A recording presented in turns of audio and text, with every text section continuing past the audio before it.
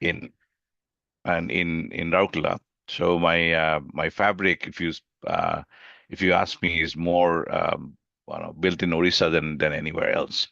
Then I moved to Did you want to yeah. share your slides? Because we are Oh, not, we are, I'm not sharing yeah. myself. No, Oh, you're, I think you I'm stopped sorry. sharing. I'm Yeah. sorry. I'm sorry. Let me go back. Um, Give me a second. I'm sorry.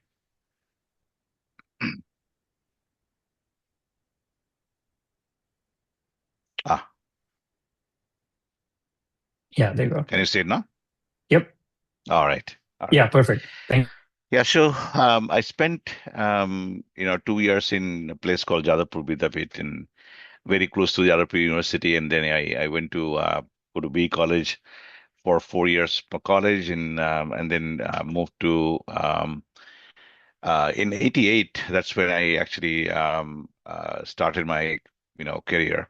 In fact, I left 6 jobs in for 16 months, and people are very concerned that if I'm somebody who can even stick to say anything in life.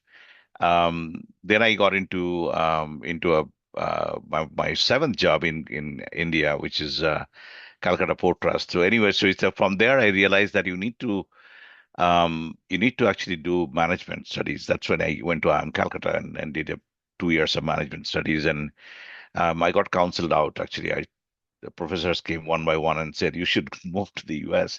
That's get me going. In '94, I actually went to a place called AIT Bangkok it's in Asian Institute of Technology. 1969, it was formed with money given by all the developed nations. So I got funded to go and do a graduate degree there. And then after that, I came to do a PhD at Purdue. So when I landed at Purdue, I was going to study, in fact, civil engineering and transportation engineering. One thing I realized once I landed is US is an interesting place. You can pretty much do anything you want. So I ended up doing a PhD in EE and industrial engineering, which is pretty interesting stuff.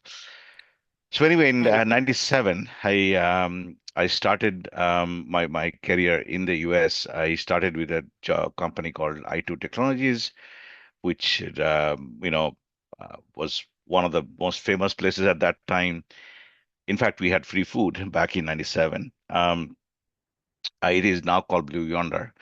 Then I went to work for a startup company, a consulting company. I spent around 8 years in software companies. Then I had a very short stint at Sun Microsystems, and most of my life has been spent in consulting. So I spent 7.5 years in um, EY, as they call it, or Ernst and Young, and then last 13 years at Deloitte.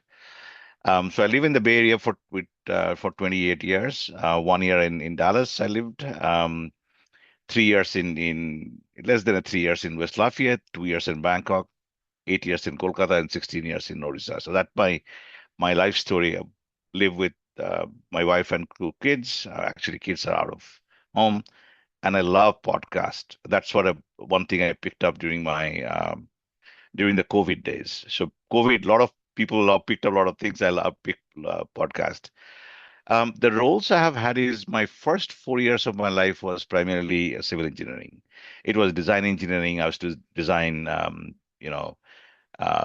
zinc plant, aluminum plants, power towers that carrying the power towers that you can see very like 300 feet towers.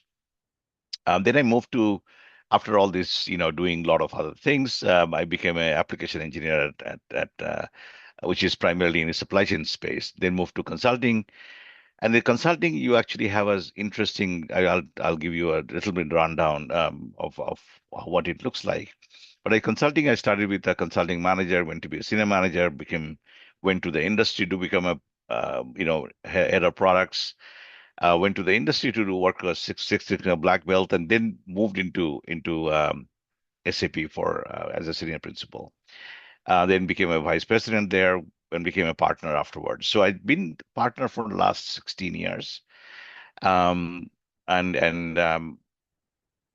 many people probably, I don't know how many of in the audience knows about how things work in the consulting world, but I'll give you a little background of that in the next slide for just a couple of minutes. So my skills really are um, primarily in supply chain. That's where I did work. I'm pretty good at strategy. That's what I worked a lot. Process improvements and um, a very fancy word of technology-enabled business transformation, but basically it means using IT to improve business. That's what I do. So that's kind of a quick background. I will quickly move into what it means for what my work life looks like. So I work for a company called Deloitte. Many of you may not um, have heard of it, or maybe you heard of it but don't know what it is. So it's actually a $74 billion company with 470,000 people globally. Um, its scale is just enormous. We hired 92,000 people in 1 year. And we are located in 150 countries. It's actually a 180-year-old company. It's a privately held company, 180 years old company. And we have a very strong culture of giving back. So we every year we actually all volunteer, and 2 million hours of volunteering hours we actually donated last year. So if you look at the career wise, most people get into consulting as an analyst. So when you get out of undergrad, you start with the analyst. If you start with the MBA, you start with as a consultant, then you become a senior consultant, then you become a manager, then you become a senior manager, then you become a managing director, and then you become a partner. So that's kind of the I would say your life in consulting. Most people become partners by the time they're 40. So 35 to 40, that's when the people become partner. Um, there's no hierarchy, very limited hierarchy. For example, the person I report to has 200 people like me, and that person actually has 8,000 people of managers, senior managers, consultant, everybody. So the whole practice is owned by one individual, and unlike industry where you guys, many of you work, where you have a boss that you don't like and you're stuck with that boss, we don't have bosses. We don't actually have only coach. Every individual has a coach, and that coach's um, you know function is to guide you through the maze and help you out. And that coach actually represents you in the year end. And we actually have twice a year we have mid-year review and an end-year review. So in the end-year review and mid-year review, that person represents you, saying, "This is what this person has done. Deb is great. Deb is doing that. I mean, all." So everybody has a coach, and nobody has a manager. Most people actually survive 4 years or less. They cannot survive because of just sheer amount of work. Most partners and managing directors are lifers. They spend all their life in the farm. It's also a combination of hard skills and soft skills. In consulting, skill is not enough. If you have to have a hard skill, but you also have to have soft skills. It is very consensus driven. One person cannot do very good or very bad to you. They might help you, they might harm you, but they will not be able to do too much good or too much bad for you. It's because everything is consensus driven. And people are rated by the projects you have worked on and things you have worked on, not by individuals. So essentially, if I have a project that actually has 20 people working, I rate that person. They have person say somebody worked for me eight weeks. I rate that person after 8 weeks. At the end of the year, the ratings are all combined, and people debate that how this person is. It's an incredibly different model than most of you are probably used to. Okay, so that's not, but I just wanted to give you the concept of where I come from because that's important. So the topic you gave me is career progression, and how people actually progress career. So I thought there is nothing better than actually five characters that I've learned of. Most people, all of you probably have heard about, at least one or many of them. Mary Barra, you guys know this is CEO of GM. She was very poor. She was actually started as an intern, and in fact started as a in the inspector, or she was used to do a very low level quality job. That's how she came up. Howard Schultz actually grew up in housing, which is basically means that he had no money. So Starbucks was not created by him, but I think he developed Starbucks to what it is. Ursula Barnes is an amazing story. She's grew up in Manhattan, Lower East Side Manhattan, where she was. It's called housing project, which basically means government provided housing. So they didn't have enough income. Um, she actually was the most vocal person. She would call out things that she did not, people would not dare to talk about. Um, Next person is Bill McDermott. Actually, I worked with him. I have been with in many meetings with him. He grew up in working class kid in Queens. And he has written a book that you guys should all read. It's an incredible book that talks about how he changed in his life. And last person is in the list is Oprah. Oprah is born in Mississippi, rural Mississippi, and very poor. I mean, we all know how successful she is. So the reason I wanted to tell this story is, or at least put that in the table, is that it does not actually, it makes a very little difference where you came from. It makes a lot of difference what you become. And what you become is what you want to become and what you plan for yourself. Let me give you a little bit of my thinking of the career progression. So I wanted to cover what does it mean for you? How do you set personal goals? What are the factors that influence your progression, and what the myths and realities are? So let me get going. So first of all, you have to define what success looks for you. Like, is it more money? Is it Hall of Fame? Is it like a title, or is it the flexibility you're looking for? For me, I know that I was very interested in making sure that I only work with smart people, and I have independence, so I can do whatever I want to do. So that's actually was important for me. So I think it's important for you to define the goal and what is the definition of success for you. You have to revisit and adopt, but you need to define that. I also think there is no single recipe. There's no silver bullet. You cannot just, learn from one person and copy paste any career progression. Is everyone has a story and everybody has a path that he or she defines. So you have to define your own paths. There's no, unfortunately, there is nothing like you learn from one person and that's it. The most important thing in my mind is probably things change over time. Things happen, life happens. Life will have surprises for you. So you need to keep a long-term view in mind, and your principles, should be, what do I, first of all, what do you want to be? Have a very, clarity on that, and impact is important. So keep in mind that title, at least for me, title means very little in life. A lot of people like Nelson Mandela, what probably didn't have a title. He spent enormous amount of time in the jail. A lot of people actually suffered through a lot. They were not thinking that I will have a big title, have a lot of money. You don't get to that by planning for it. You get there because you became successful. So that's an important thing. But the important thing is also the, people are all very worried now. AI has come, the jobs will go away. These things have happened many times before. Things will not change dramatically. The way we work will change, but the principles will stay the same. So that's good news. So what does it mean is define yourself, what you want out of life. You need to build your own path, and things change, but principles don't. So keep that in mind. Now, moving into how do you set personal goals?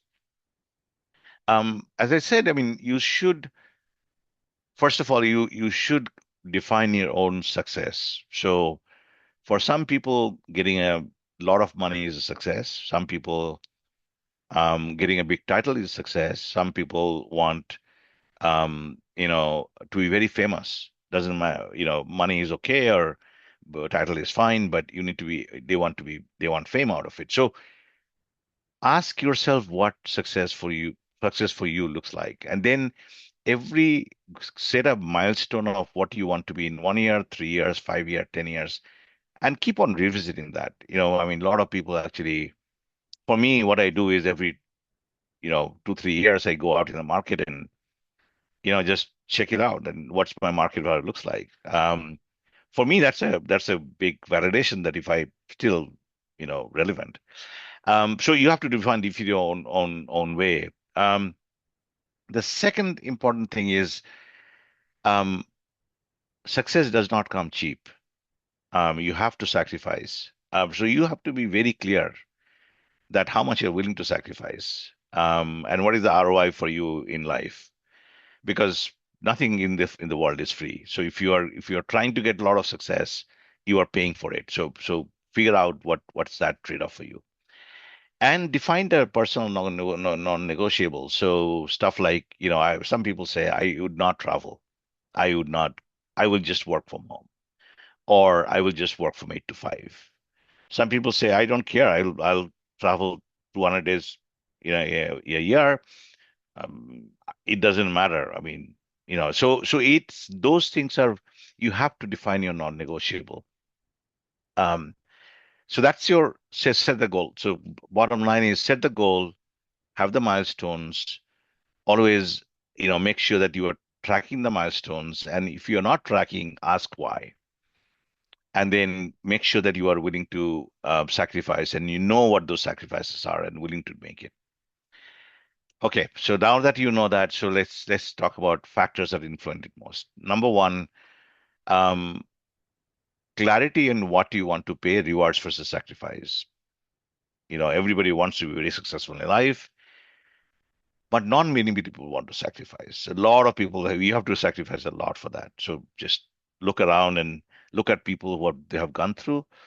Um, Actually, a large number of people I work with, you know, got divorced because they traveled all the time. A lot of people in consulting actually don't have they married late, they had my kids late. So these are the sacrifices people made to have a interesting and life. Um, Focus and greed are key. Um, Unlike what you want people think, being smart, brilliant is great, but most of your success will come from your perseverance. Hard work is absolutely non-negotiable. You cannot. There are too many smart people in the world, actually, a lot of smart people. But smartness is one thing that gets into the door in the stadium. For you to play and do well, you have to actually work hard. So nothing like determination, commitment, and hard work. There's no. I know there's a people say work hard versus work smart and all that stuff that people say, but I'm just an average person. I just work long hours. I just work hard. Um, Seizing the moment is everybody will have opportunity. In fact, if you ask Warren Buffett said, in my all my life, Warren Buffett invested for more than he started when he was 10 years old. He now just retired. He actually is 94 years old when he retired. He said, all my life, in my investment life, I only made 12 good decisions that made me all the money. So you will get chances. When you get a chance, you have to use it. You cannot just sit on the sideline because chances will come and go by. So you need to seize the moment. Um, and lastly, luck is a big matter factor. I know people don't want to hear it, but just because you're working hard and you have you know, you went to a good school and you did everything, that does not guarantee anything in life. So you have to just be acceptable. You have to be humble enough to accept it. You will see a lot of people around you who probably are better than you, did not go the, better people, probably you feel not as capable, did much better.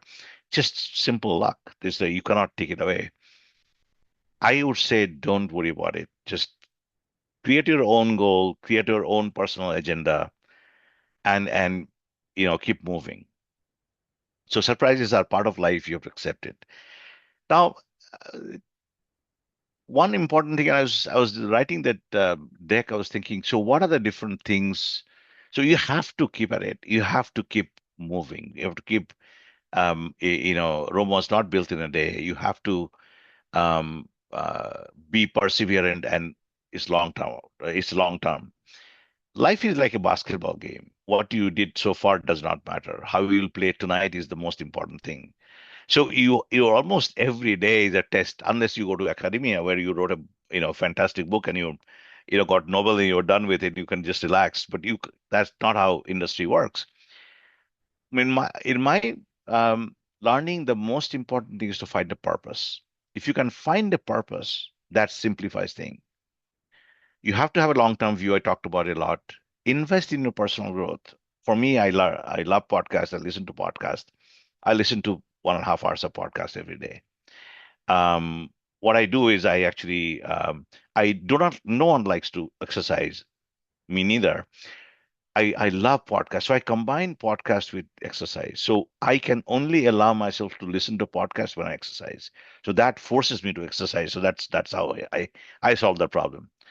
Um, you have to humble. You have to be humble. Have unconditional humility. Always know that there are a lot of smart people. You are not never the smart guy in the room. You are not the smartest person. So you have to be humble. One important thing I learned over time is never hurt people. They never write bad. They never say wrong things. Never say hurtful, things to people. Never write bad emails. If you're angry, stop writing emails. Don't write email. Just stop for the night. Next day, write tomorrow email. A lot of people actually got damaged because writing bad emails. Never write them. Um, we have a principle in our consulting life. Say when you are writing something, imagine that might actually show up in Wall Street Journal. If you cannot swallow it, don't write it. Just that's how it is. And be very intentional about skill development. My strong realization and from life is that you have to have skills. If you don't have skills, it's a matter of time. Um, Titles are very transient.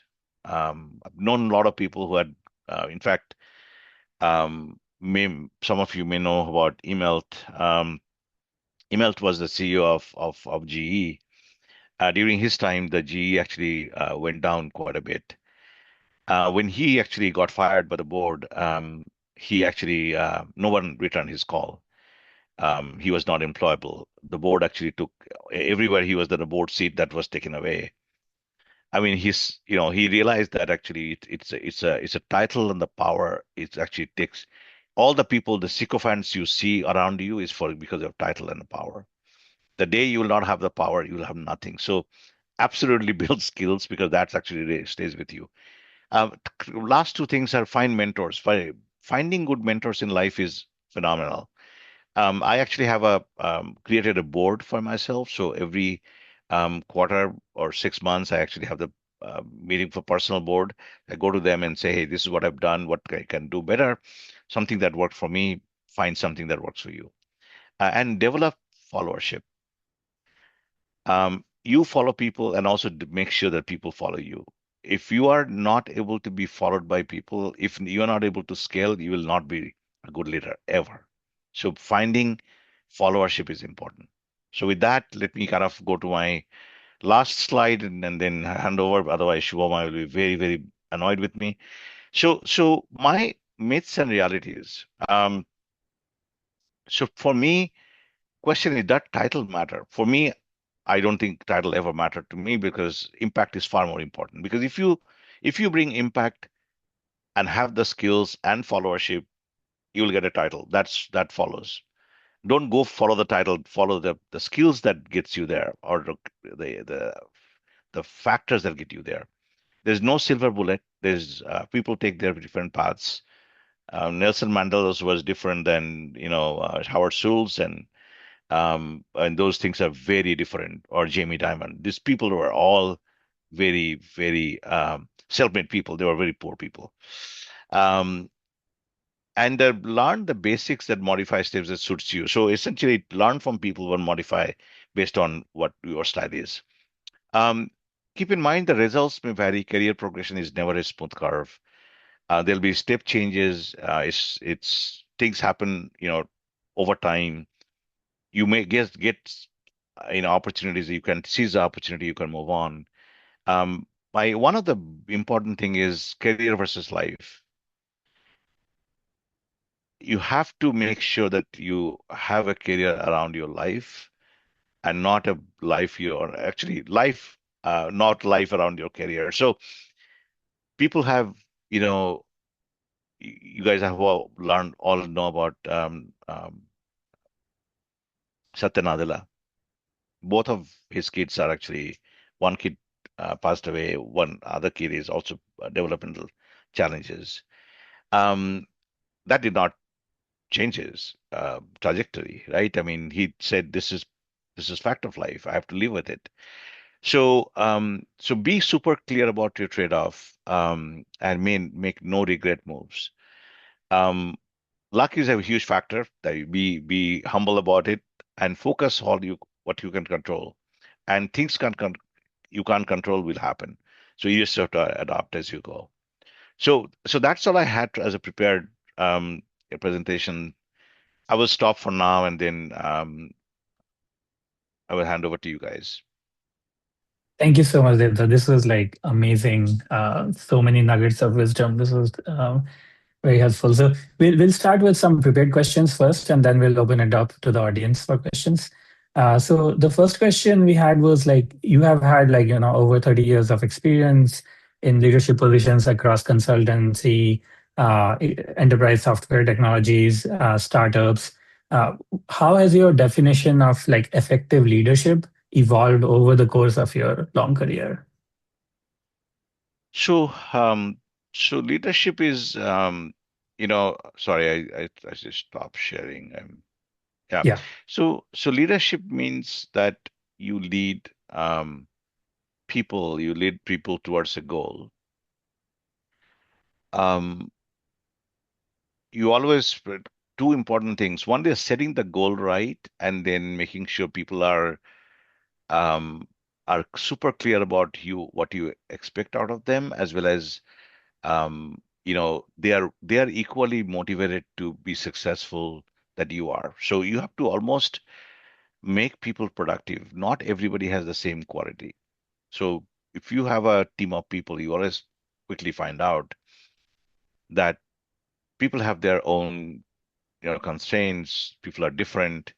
So you need to almost figure out that, um, you know, you need to get the best out of people, and they are most motivated to get you where you're to. So motivation is important. Making sure that you are setting the goal right is important, Mhm. and keep them going, right? So that's actually you lead by example. You just can't tell people that, hey, get this done on this day and things will get done. You almost have to be with them to lead. It's very consulting life is very different. Consulting life is where we are like, it's like a going to war where you are on the ground with people. You are not in a ivory tower. So our life is a little different. So we are always in front of clients. So for us, it is we mentor people. We actually take people under our wings. We actually teach them how we go, because if they are successful, we are successful. Life is all about scale. To scaling is critical. Mhm. Great. Um, and then the next question is like basically leaders have to always balance long-term strategy versus like day-to-day operational demands. So how do you maintain both strategic vision, like long-term vision versus execution discipline? So our at least consulting life is a little hard, and in the sense that I have very small amount of I don't have a lot of control in my own personal time, because there are Mm. too many client demands. I'll give you an example. Um, so I work with global people. So actually, I've worked with Taiwan, China, Japan, at the same time in Netherlands and Switzerland. So it's a And when you work with Asia and Europe, you realize the time zone, of course, India. So it's time difference is actually killing. Mhm. So only good time that I can have conversation with people is between 10 and 10 o'clock in 11 o'clock in the night, or that's mostly with people in Europe, or 6 to 7 a.m. in the morning. So when all these people are available. So that's how I have my conference calls. So that's when I have calls. So I actually start my life usually at or my work day at 6:15. I go till 7. I go to exercise and listen to podcasts. Come back at 9, and 9:15 I'm back in work again. So I work till 11. So that's been my rigor for last 25 years. So that's how I work. But that doesn't suit it. That suits me. It doesn't suit everybody else. So let's be Mhm. honest. I work on Saturdays. Get up in the morning at Saturdays, and at 6:30, 7 in the morning, I start working with my colleagues. So that's my thinking time. So you need to figure out what is your tactical time, execution time, or what is your thinking time. So thinking time, deep thinking, I what I tend to do, I block my calendar and do some deep thinking. Most of that I do in the after 9 to 11 in the night or in the weekends, because in daytime, with the IMs and all those stuff, continuous, people are pinging you, and in this day and age, people have a concept that if you can respond faster, you are busy and you're doing productive work. That's completely wrong. And you have to actually make sure, and this is something a lot of people do. I've not been able to do that, is block calendars and just not let people disturb you. Just be unavailable. So that's Mhm. something that I'm going to start pretty soon, because that's actually I'm going completely out of control with all the disruption I get. So that's kind of my way of getting priorities done between strategic thinking and execution. So somebody's chatting and asking questions. So let Yeah, me. yeah, we will get to those questions Okay, sure, eventually. sure, sure, sure. Yeah. So the next question is like, uh, has there been any like leadership challenge or failure that has happened in your career which has taught you a lesson that you still apply to this day? Oh, 100%. 100%. I mean, there's so many mistakes. So, so making mistake is part of life. You always make mistakes. The Mhm. important thing is to learn from the mistakes, be humble about learning from it. Because a lot of times people are like drug addicts. They don't. First of all, you don't admit that you are a drug addict, right? So you have to admit that made a mistake. My biggest, well, I've made so many mistakes, right? You won't believe. But my first mistake was my first job out of age, 97. I was interviewing like crazy, and I remember I went to actually you want my you probably wanted the career move. So one regret I have is I at one point of time I saw of my one of my colleague was being um, really harassed by somebody else, another person the same level. And looking back, I clearly I did not complain about it, and I should have protected her more carefully, and I did not. Um, and I still this happened probably in 2008 9 time frame. But even today I actually think about it. I should have done more to protect her, and I mean she eventually resigned because she got angry with it. But you always make mistakes, and the leadership mistakes are you will make mistakes, but you need to learn from it, adjust it, move on. And when you make mistakes, you actually should announce that I made a mistake. This was my learning, and Mhm. this is what I learned from it. People who can do that is amazing. So you can, people, you have to have the courage to do that. Most people take some time. Um, so did I. So I actually took some time to kind of figure out the mistakes, but I actually went back to this person and said, "Hey, look, I tell you, I should have done more." I did that after 15 years. So anyway, so that's kind of my story. Okay. So next question is like from getting your PhD to publishing books to serving on advisory boards. It looks like you're like learning has been a recurrent theme, and you are a podcast enthusiast. So how can leaders stay relevant and continue growing even as their responsibilities increase as they climb the ladder? Yeah. So I think it's true for every profession. Even today, what you think is very relevant, in 10 years, it will not be relevant anymore. It becomes obsolete. So you have to keep up to date. You have to actually learn new skills. Um, in some areas, it's a little more prominent, like coding. In some other areas, is less prominent. Um, my learning is that know something well, deep enough, build a moat for yourself that nobody can touch. There's a very interesting book called Freakonomics. I don't know if you read that book called Freakonomics, but Mhm. Freakonomics, we brought the Freakonomics. I think his name is Stephen. No, it's not Stephen Dubner. Well, we brought his the writer to give a speech, and his speech was unbelievable. His 40-minute speech, it was amazing. But one thing he said that stuck with me. He said my dad was a very average guy. He was a very average doctor. He realized it very quickly that he's an average doctor. So what he did was he focused on one thing called why people have has so much GI problems. So he focused on GI tract. He was a very normal doctor, in rural area in Illinois, I think, and he just focused on being a doctor for gas doctor. They used to call him that. So he became known as gas doctor.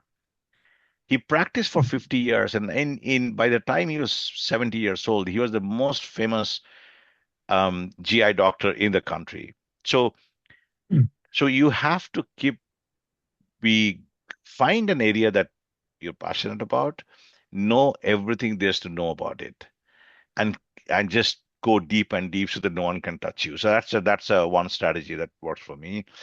You have to keep on, kind of learning the peripheral skill, but I will never be an AI engineer. It'll not work for me. I'm not good at it. I'm a very average guy. So I found something that I like and I stuck to it. So that's worked with me.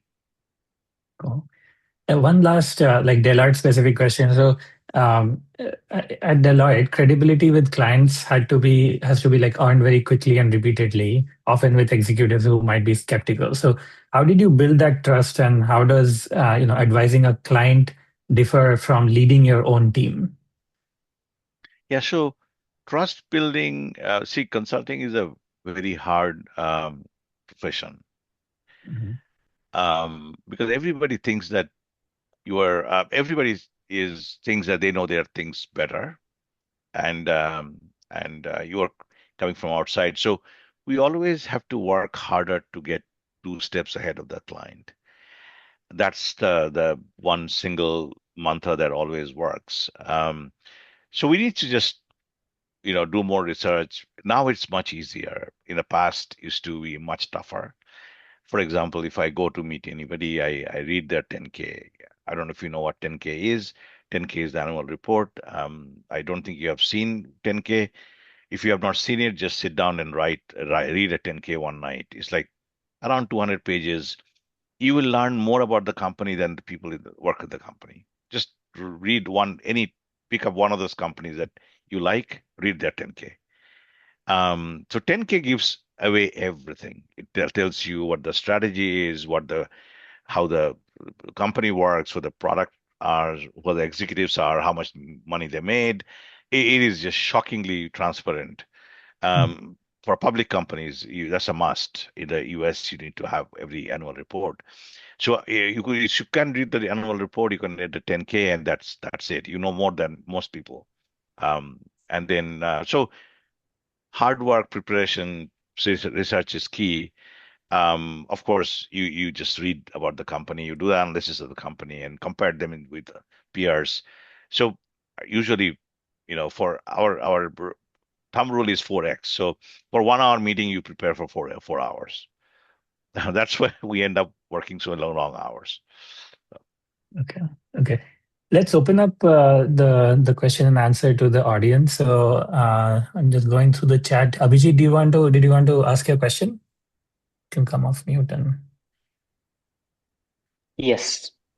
So I think first of all, thank you very much, Devda. Is like very interesting take on the leadership, and I really appreciate because I came here without knowing much about you, but this is very nice. So thank you for that. And as Shaini mentioned in the beginning, I was basically this part of the STEM peers organization. And I don't know if the question would be relevant for this conversation because I've realized after hearing Shubho's questions that it is more of on the leadership. But I'll just put the question there if you have answered. Sure. Otherwise, don't worry about it because most of the time, the people who come to us or come to me for coaching, even I have been through the same where I did my PhD, postdoc, and then climbed the ladder to going to biotech companies. One of the challenges is the even though you have a talent, even though you have all the things and the skills, the problem comes at the visa level, which is most of us are basically have gone through, or I'm sure that there are people who going through the same challenges. So I just ask you like if you have one suggestion for the people like who are going through that and they're still waiting for their maybe green card or visa authorization or anything. How do you build those leadership skills even though you are not a leader but you just wanted to like you understand that and you start building those, and then once you get an opportunity you move to the next step. Thank you. Yeah, no, I think tricky question, but I'll give you an honest answer. I mean, I think the this whole somebody who has done, you know, say STEM, PhD, and postdoc, you have a skill level that you have to start treating the world as your playground. Just don't think that I have to be in Bay Area in this weather. Most people get stuck in that in life. The price you have to pay for that is so enormous. I know a lot of people who went to Europe, we went to other countries and did extremely well. So the whole idea that you start thinking that this is my life and this is all the thing I want to do is a constraint is that self-imposed. You need to think about that. Uh, I know a lot of people that I hate. I have to get my visa, my do that. You don't have to. You just go to other countries and it's fine. Or I think when I left India in 1992, India was a very poor country. It is not. Today, people make a lot of money. So that there are a lot of other countries. I don't know if any of you have lived in the Europe, in West Europe. It's fantastic country. In fact, quality of life is far more superior than US. You are in the US, we are just working like crazy hours. They really have life. The third thing you have to understand is money is just a concept. We all will die with money. We don't need the amount of money we have. Trust me, most people will die with money. You have more money than you need. So stop chasing money and make sure that you have clarity of what you want from life. This whole paranoia about getting a visa, staying in a one company, staying in the Bay Area is a crazy concept. It's not worth it. You have to think about your life and what you can do in life. And then do you have any suggestions for the leadership, any leadership courses that people can do? That is one thing, but while you're doing postdoc or something, just like to get into the rhythm, any suggestions for that? My most of my I started I actually I was never a reader. I never read books, so I actually started pumped into podcasts during the COVID days. And there are wonderful podcasts. I can send a list of all the podcasts that I listen. I can send that list to you. I read one book every week. So I actually listen to every one book every week. So and the amount of wealth of information there is in the world is just incredible. In fact, I don't know if you guys know Libby. You can the Audible you can do Hmm. is Hmm. free. Libby is free. Yeah. Audible, of course, is 14.95 per month, but Libby is free. So you can get download all the file, any book you want and you listen to it completely free of charge. And you can do at your time when you are actually wasting time driving or doing something thing. I actually feel that when you listen to these people, how they became what they became, the perspective of your individual's life and the leadership quality will change. The stories are so mind-bogglingly, so awesome. I mean, I just was, I was blown away by that. So I've gotten habit of that. That's how I learned about most people, like starting from Jamie Dimon to, um, you know, um, I mean, name anybody. This, I actually we brought in, um, uh, what is his name? Our no, not Greenspan, the one after Greenspan, or finance minister, actually Fed chair. Um, um, anyway, my name is escaping me, but this happens when your brain cells are dying. But just no, I think reading is important. Learning from others is important. My one takeaway is find a purpose of your life. Think what would have been different if I'm not born. When you're not around, what people will know you by. If you can think about that, it simplifies everything. Thank you. Sorry, it's more philosophical than you probably needed. Let's move on to the next question. Mohini, did you want to come off mute and ask your question? Yeah, so I think you briefly mentioned it in the previous answer, Deb Kaku, but as you know,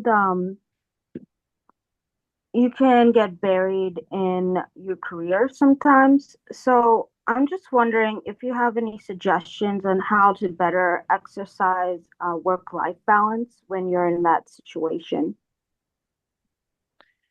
Yeah, work life means different things to different people. Also depends on the stage of life you're in. Um, so when you are um, when you are single, early part of your life versus when you have got married, when you have kids, to when your kids are Mhm. out of house. So those things are all different stages of life. So I think the question is the definition of work-life balance is very personal. Um, I, for me, work is, I find work to be a lot of fun. So I work long hours. Doesn't have to be. Um, my family says I'm not that intelligent, which I agree. So I work long hours, but so an intelligent person would have worked less hours, but say that's I'm sorry, that works for me. So I'm okay. So you have to define your balance. For example, Friday nights I don't work, or on things that are important. When my when my son got sick, I quit my job. So you almost have to adjust your life based on where you are. So when I was needed, I quit that job and went to a different job. So, and then as soon as I realized that he's okay, I came back to consulting again. So that's kind of thing. I prioritized in, probably a lot more in my pleasure from work than other people, but that's very personal decision. I Okay. have no silver bullet on this one. Sorry. Yeah, it's fine. Thank you very But much. I really like the framework that you had given us about like setting the goals and milestones and then figuring out the price and the constraints and then the defining the non-negotiables. That is where I feel like you can define, okay, this is a non-negotiable. I want to have a family dinner every night or something like that. So I really like that framework. Okay, moving on to the next question. Medha, did you want to ask your question? Yeah, sure. So looking back at the different career paths that you have taken, were there specific signs or experiences that made you realize a direction wasn't right for you? And how did you decide it was time to pivot rather than keep pushing forward? Yeah. Um, yeah. Yeah. Great question.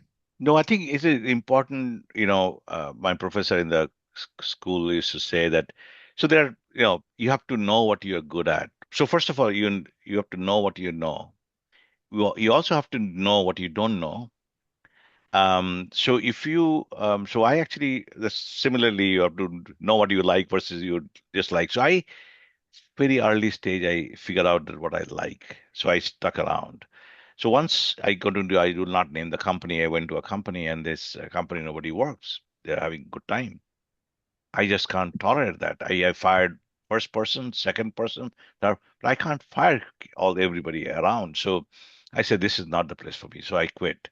So I actually changed my job within one hour, 1 year, 3 months, and moved to a new job. But I actually left my first job um, despite not having a green card because I felt they're using me. So I was a stubborn guy. So actually, I think weird stuff that most people don't do. I was going to get green card in like 6 months. I said no, I don't need to be around.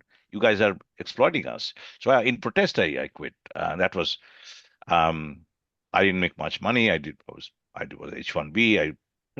I didn't have green card. I mean, green card was getting processed, and I quit in the middle of it.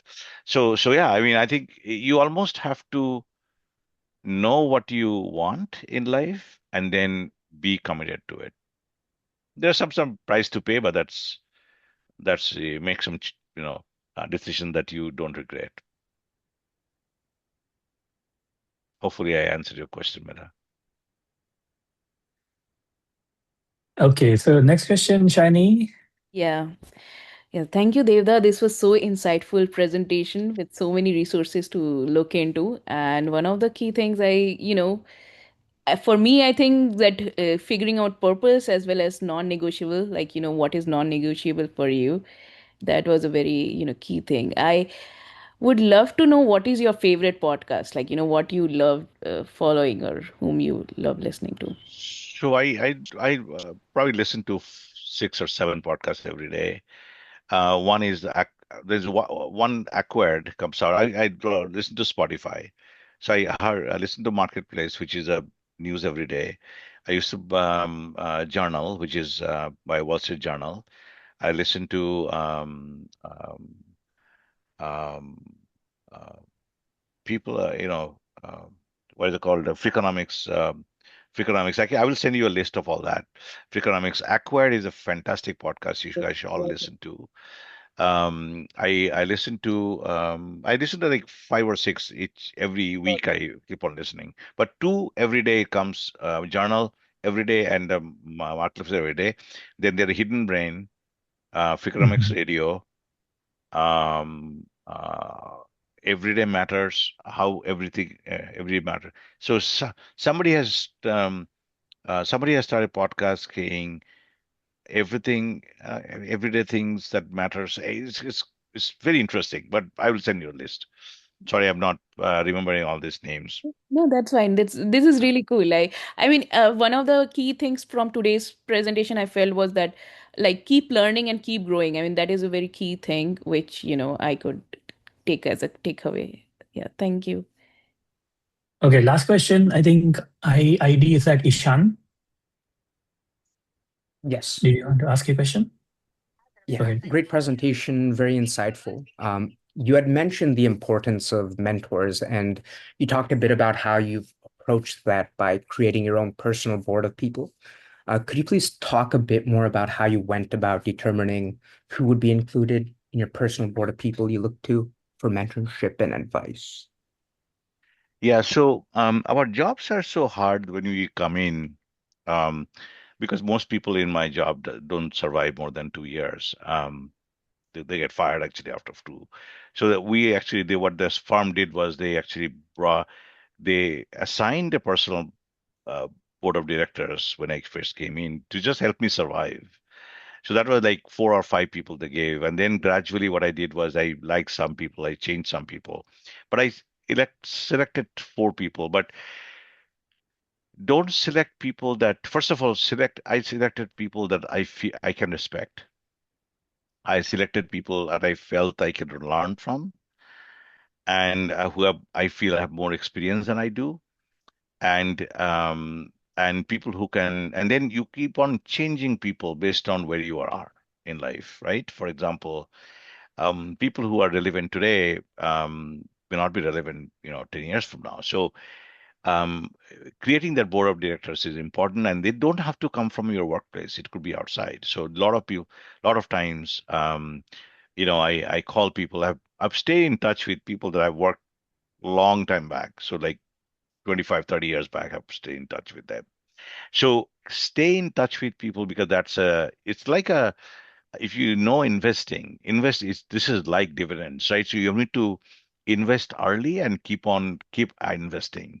So that will the growth that you will see from that is enormous. So hopefully I responded to your question. I don't know, but that's how I selected my mentors. Thank you. Well, with that, we are 2 minutes beyond our time. Thank you so much, Devda, for taking time out of your busy schedule and sharing all the nuggets of wisdom that you have acquired over your long illustrious career. I will let Shiny just share a little bit about Progoti. You're mute, You're Shani. muted. So I will take a couple of minutes just to give a quick overview of our group, Progati. So thank you all for joining, and thank you, Devda, for this, so amazing presentation. And this was the third seminar in our summer seminar series. And till now, we have been having really very insightful topics on which people have shared. So Progati is a group which we started off last year, 2025 in November. And this group is basically, we have tried to build a professional network, not just for early career, but for anybody who's trying to connect members across different fields, fostering mentorship. And it's a pretty open-minded group. We are welcoming everybody who is trying to build professional development and networking. So please feel free to join our group. We are on Slack, LinkedIn, Instagram, and WhatsApp. If you want to join us, please DM us and we will send the links to you. And we are having an offline in-person event. So after these all virtual seminars, we are also doing an offline in-person event in Palo Alto, Progati's Atta Party. So please feel free to hop in, register here. It's free of cost. And for today's session, it's first free of cost, except that if somebody optionally have donated to proceeds for a organization called Frames, they have went ahead and done that. And that's pretty much of it from my end. Thank you so much, everyone, for sharing your Sunday morning with us. Thank you, Devda, again for giving us all the knowledge, and hopefully we will see most of you guys for the next session. Thank you. It was helpful. Hope it was helpful. No, it was Thanks. super helpful, I would say. Thank you. Yeah. Thank you. Yes. Thanks. Bye. Thank you. Bye.